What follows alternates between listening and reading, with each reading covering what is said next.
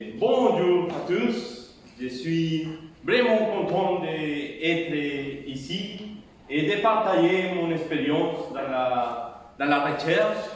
Et j'avais postulé l'année passée pour faire cette petite présentation parce que j'ai beaucoup d'envie de partager mon expérience avec mes collègues et mes amis. Et je vous remercie par avance pour l'intérêt sur cette petite présentation et j'espère répondre à tous vos attentes. Et je vais partager un peu ma expérience et l'approche de ma thèse.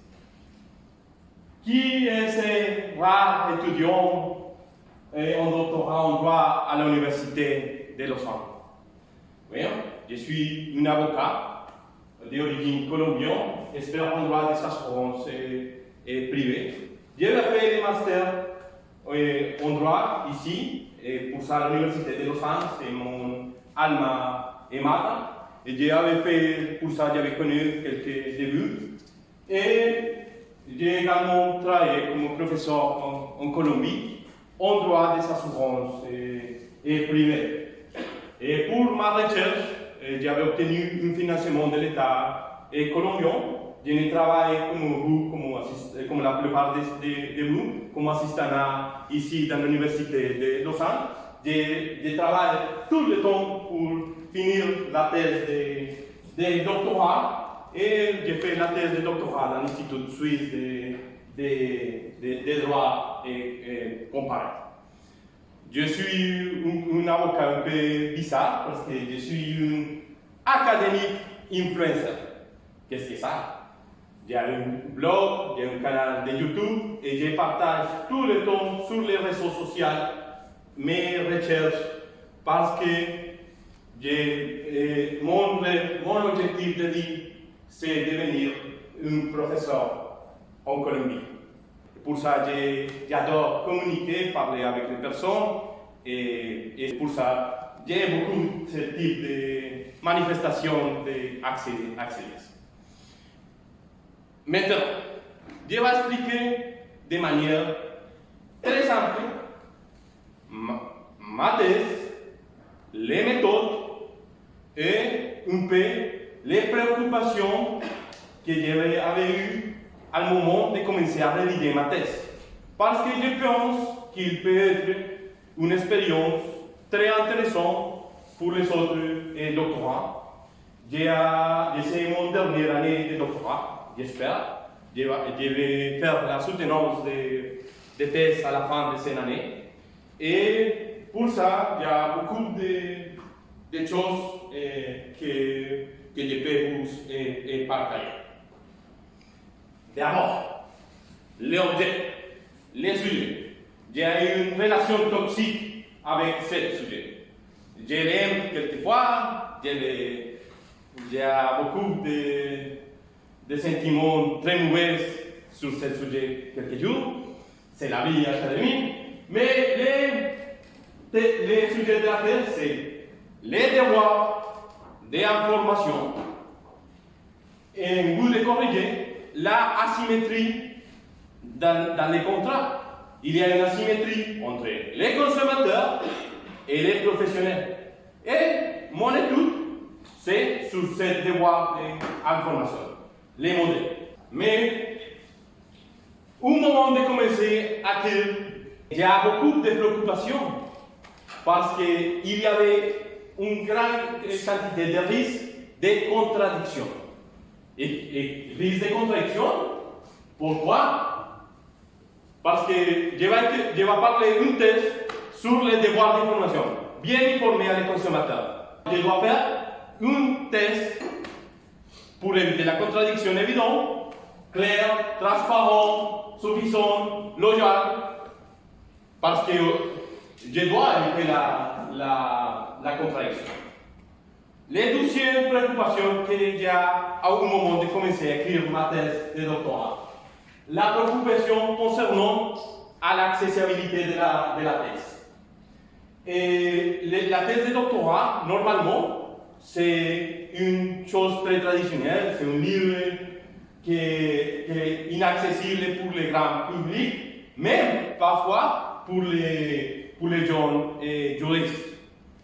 Et aussi, il y avait la préoccupation pour les longueurs de la thèse. Et aujourd'hui, une des critiques plus importantes des devoirs de l'information, c'est que quand il y a beaucoup d'informations tuent les devoirs d'information. Et je ne peux pas parler des devoirs d'information et faire une thèse de 1000 pages que qu'une personne lire.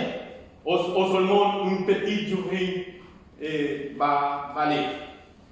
Aussi, j'ai une petite préoccupation concernant la fausse attente et l'incompréhension de l'école. Je ne suis pas expert en droit suisse. Je le connais très bien parce que j'avais fait un master, mais je ne suis pas expert en droit suisse.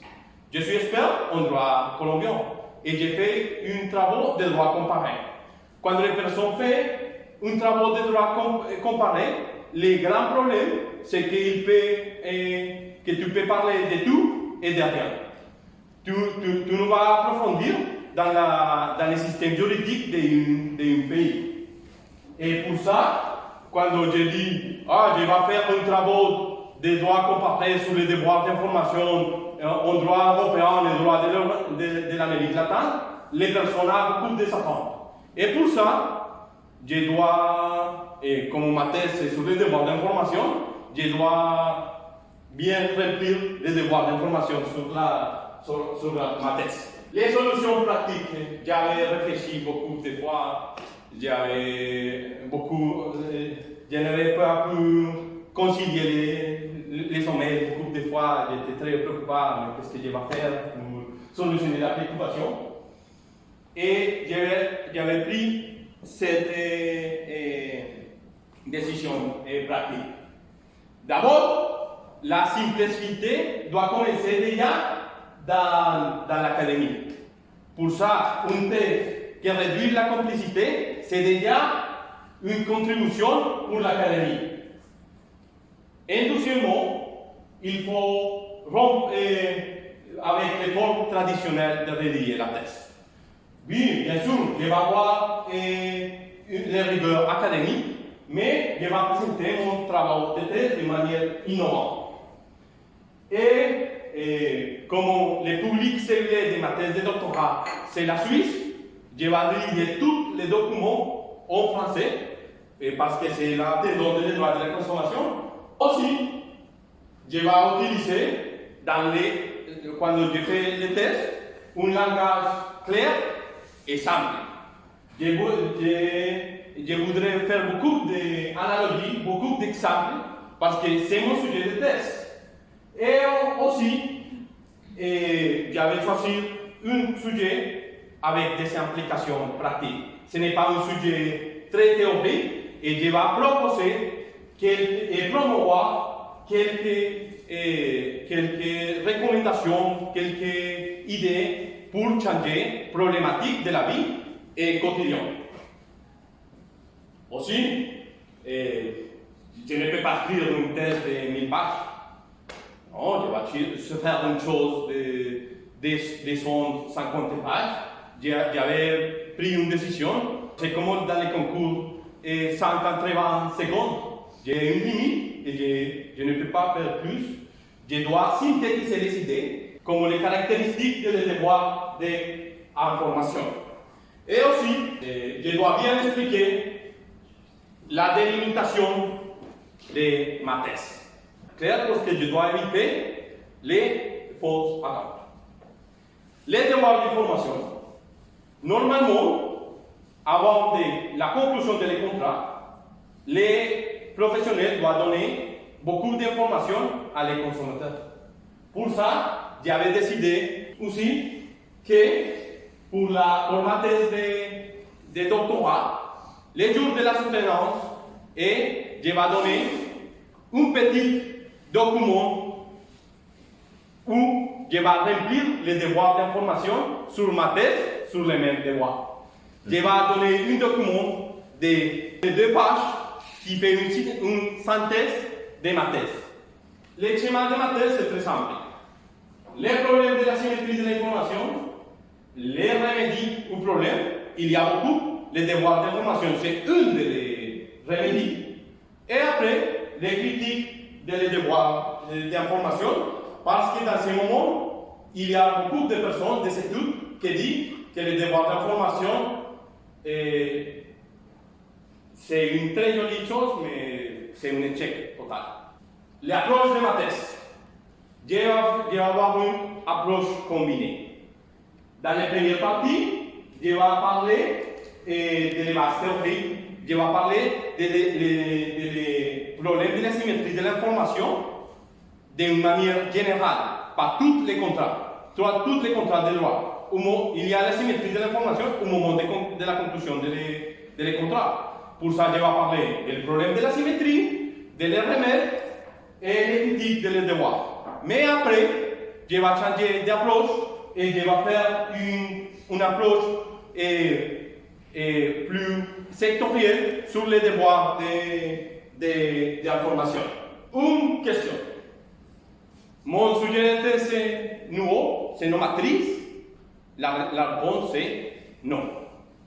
Il y a un professeur à Zurich qui a fait une thèse d'habilitation incroyable sur les devoirs d'information.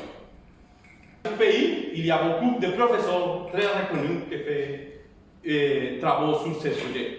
Pour ce, je me dis, qu'est-ce que je peux faire si ce n'est pas un sujet nouveau? Mais heureusement, maintenant, il y a une juxtaposition des changements de facteurs qui fait que je peux expliquer de nouvelles choses. Bien sûr, utiliser les documents des professeurs qui sont plus reconnus que moi. La nature de la recherche, les devoirs d'information, les problèmes de la symétrie de l'information, c'est un sujet qui a été étudié pour beaucoup de disciplines. Sociologie, économie, philosophie.